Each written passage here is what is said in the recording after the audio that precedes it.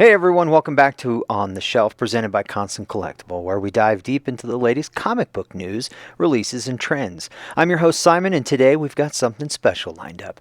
We're taking a look into the Nacelleverse, an ambitious shared universe created by the Nacelle company, which is bringing life into the collection of classic animated toy properties.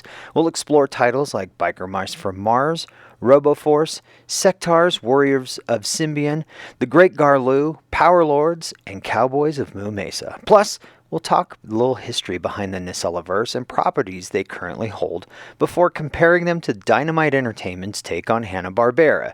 Trust me, you won't want to miss this one. So let's get stuck into it, shall we?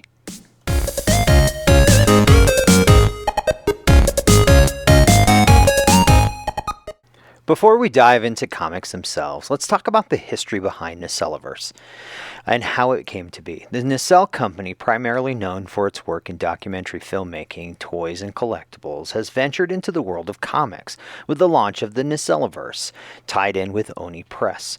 This universe is essentially a shared continuity designed to revive and expand on some of the most beloved and cult favorite properties of the 80s and 90s, many of which originally stemmed from toy lines, cartoons, or even short-lived animated series. The idea behind the Nacelleverse is pretty simple. Let's take these nostalgic properties and reimagine them for the modern audience. The Nacelle company has really committed to revitalizing these old school franchises with contemporary storytelling and art that feels fresh, but still nods to the original roots of each series. They've been working with talented writers and artists to make sure that these properties not only get new life in the comic world, but also expand into other media, including toys and television. Let's take a look at some of the key properties that Nacelle currently has the license for and has been bringing back into the spotlight. First up, we've got Biker Mice from Mars. This classic 90s animated series about anthropomorphic mice fighting to protect their planet from evil alien forces has been given a new lease on life in the Nacelleverse with exciting stories and updated visuals.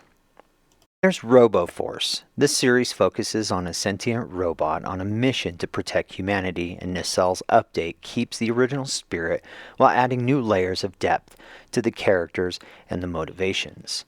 We also have Sectars, Warriors of Symbion, in another standout. Originally based on a toy line, this series has always had a niche following Nacelle, is making sure the insectoid warriors of Symbion get the attention they deserve with a compelling updated storyline that mixes high fantasy with action.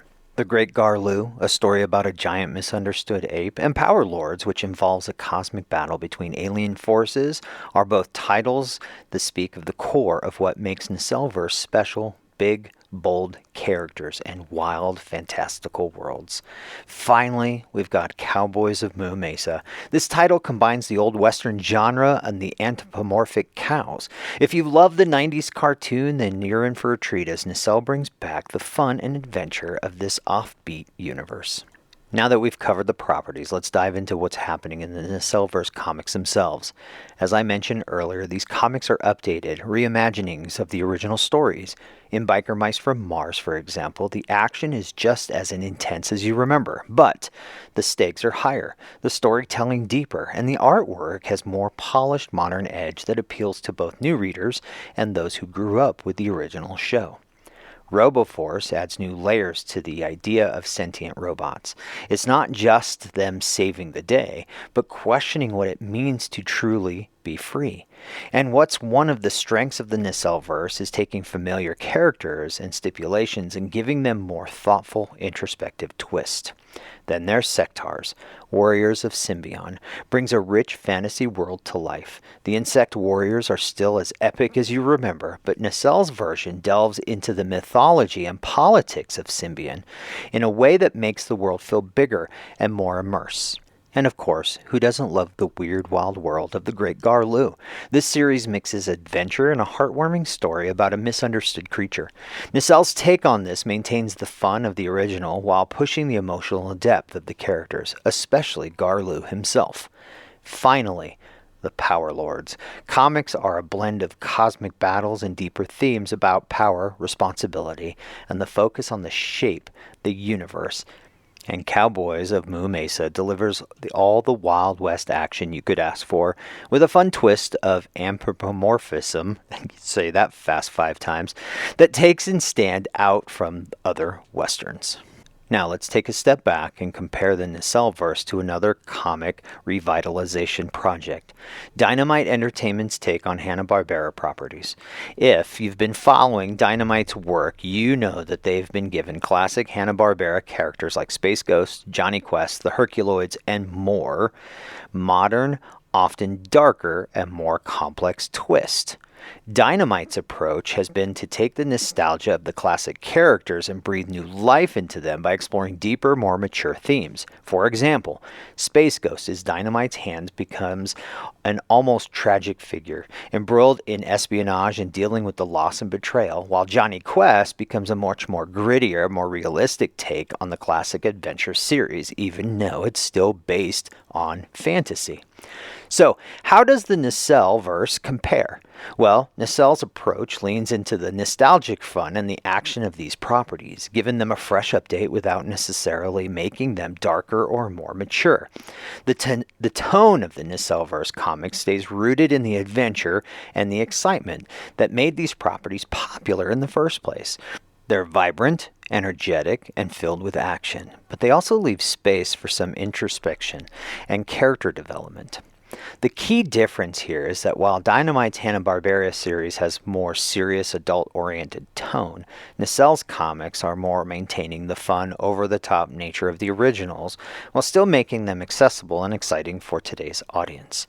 In conclusion, both the Nacelleverse and Dynamite Entertainment's Hanna-Barbera revamps are fantastic examples of how classic properties can be reimagined for new generations.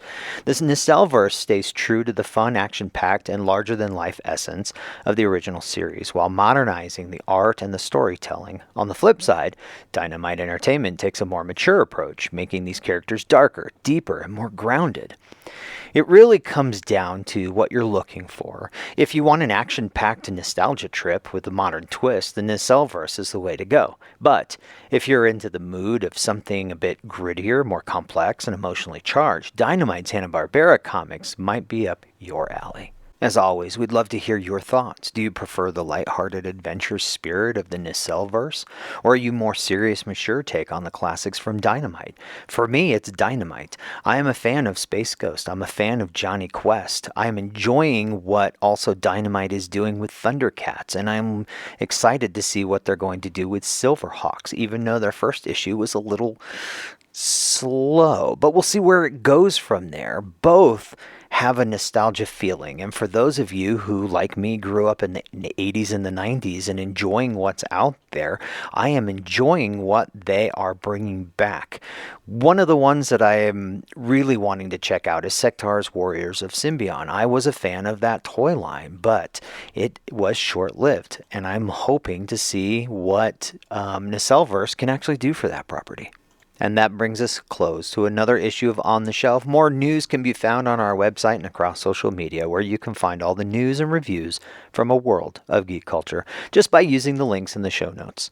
Our email is constantcollectible@gmail.com, and we'll be back next time where we find out what's on the shelf. In the meantime, don't forget to like, share, and subscribe to all things Constant Collectible to keep you up to date with the news and reviews from a world of geek culture. I'm Simon. Thanks for listening. Thanks for watching. And we'll see you next time when we find out what's on the shelf. Until then, keep reading, keep collecting, and keep those comics ready for the next adventure. We'll see you later. Bye-bye.